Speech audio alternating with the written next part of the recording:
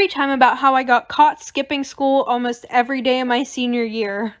So our school had just started this new thing where you fill out all your contact information online. And my dad was like, okay, yeah, just fill yours out. And it pretty much was who can pick you up, who can make early dismissals for you, who they can call if you're in trouble. Well, I decided to be a sneaky little bastard and put my boyfriend in for every single one of those contacts. I would start school around 7:30 a.m. and I would go to the nurse's office at like 9 a.m. and she would call and my boyfriend would act like my dad and be like, okay, yeah, just let her drive home. Well, my guidance counselor noticed after about 3 months of me never being at school. So she called the number hoping to speak to my dad. But instead she got my boyfriend. And he just thought it was a random person, so he didn't act like my dad. Because neither of us knew. Like for part 2. Okay, part 2. Okay, so pretty much what happened after that is she called and like she found out that it wasn't my dad. And then she went digging and like she like called my sister to the office and she was like, what's your dad's phone number? And my sister was like, why? Like, don't you guys have it already? And I also put the same numbers for my sisters so that way in case this day came, then you know, it wouldn't look suspicious. Well, I don't know what she threatened my sister with, but she scared the hell out of her, so she gave her my dad's number. And so my sister told me whenever she got home, so I went to school the next day. And it was like a surprise party whenever I walked in the office. The dean was there, the principal was there, and my guidance counselor. So I got in trouble and then they were like, oh, we're calling your dad. So what did I do? I left before they called him.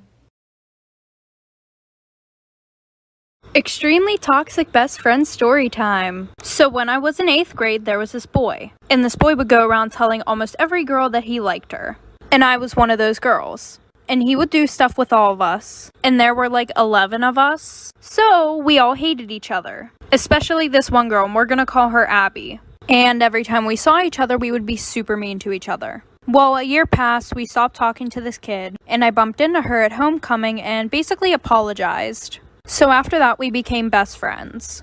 And everything was good until every time I told her about a guy, she would start talking to them. Like this one boy that I was Snapchatting and talking to, she accidentally sent nudes to him and said, oh, sorry, I meant to send them to my boyfriend. So then she called one of my other best friends and said, no, it actually wasn't an accident. And of course he told me because he was my best friend. So I was like, whatever, and stopped talking to the boy. And she did it again, like for part 2. Extremely toxic best friend part 2. So pretty much her excuse for that was, oh, well, he said that he was gonna leak my nudes if I didn't send him them again. Which was a lie because literally half the school already had her nudes. So then I started talking to this other boy. And he lived like right down the street from her.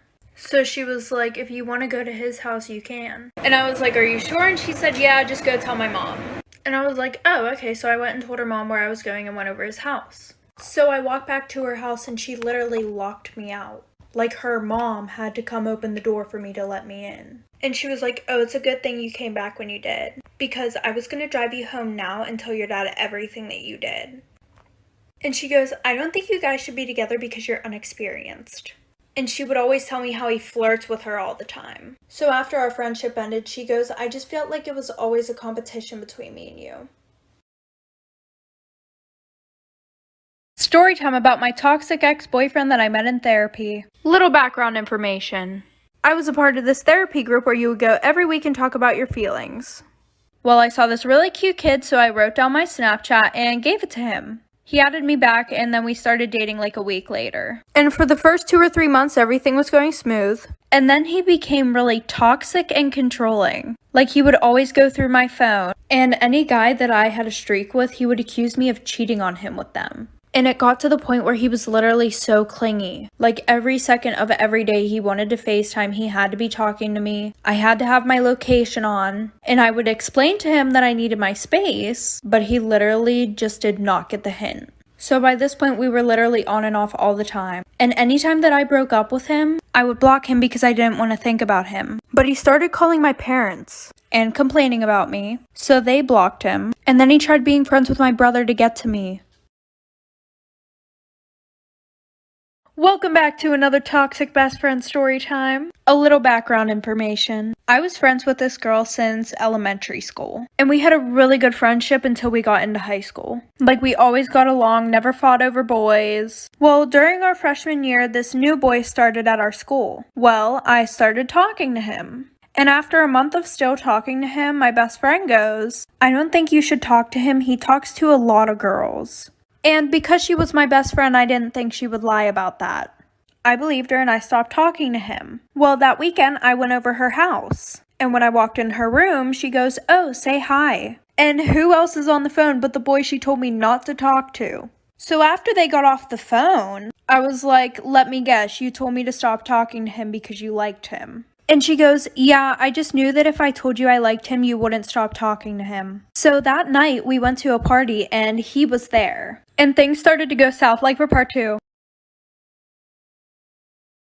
Part 2 to my most recent toxic best friend story time. Little background information. I told him the reason why I didn't want to talk anymore was because I just didn't want a relationship. So we get to the party and him and his friends were there, so she went over to them. And I went and talked to other people because I just didn't want it to be awkward. Well, an hour later, we all met up again, and I started having a conversation with him. Well, I guess my best friend didn't like that, so she started embarrassing me in front of everybody. So she starts talking about how my clothes don't fit me right and I look like a block, and how my boobs are so much smaller than hers, and how I don't have an ass. Literally in front of everybody, just embarrassing herself. And me. So after that, she went to the bathroom to throw up because she had way too much to drink. And him and I started talking. And he was like, "Why wouldn't you just tell me that you didn't like me?" And I was like, "What do you mean? I just didn't want a relationship." He goes, "Oh, well, she just told me that you like somebody else." So that was the last straw and I just left her at the party.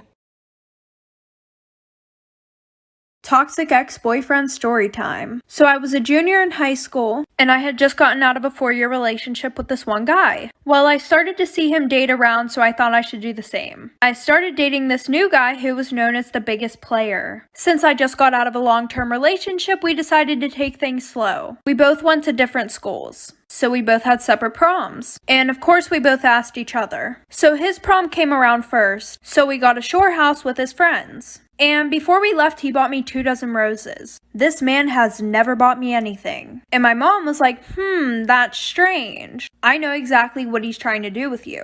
I now see that may have been a warning. But did I listen? No. After prom, we went to the shore house and he tried to make it happen. I said no. The next morning, we both left. It was a Saturday because I had dance and he had baseball practice. He went back to the shore house that night and I didn't hear from him all weekend, like for part 2. Part 2 because y'all are impatient and gotta go to sleep.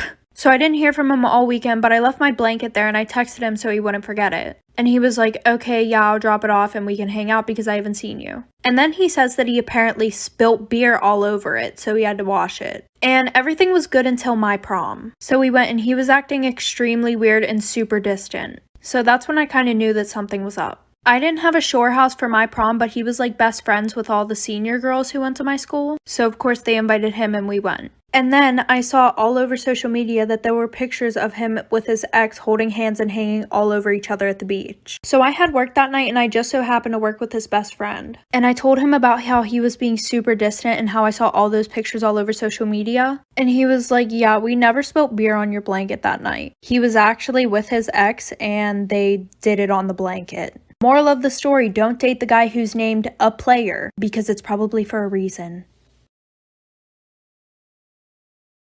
Story time about how I was the side chick. So it was my freshman year and I had just moved to a new school. And I lived next to this senior boy. You know, the one that thinks you're good enough to do stuff with but not good enough to date? Yeah, that one. Well, we both were on the same bus and I thought he was really cute, so I asked him for his Snapchat. And I got it. So we started talking a lot and we would always talk about me sneaking over his house because my parents were super strict.